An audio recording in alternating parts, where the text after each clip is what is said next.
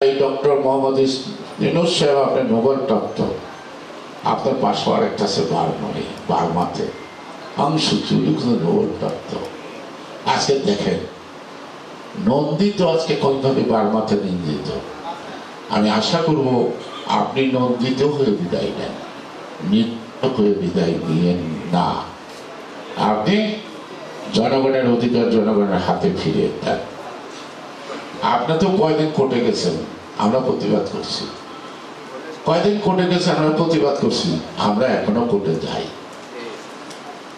আপনার জেল হলো আগের দিন, পরের দিন কি হইল, শাস্তি বাতিল হয়ে গেল। তারপর দিন আপনার শপথ নিলেন। আপনার কোনো মামলা মোকদ্দমা নাই। আমরা 17 বছর ঘোড়ার ঘাস কাটছি যে এখন আমাকে জেলখানা আমাদের যেতে হয়।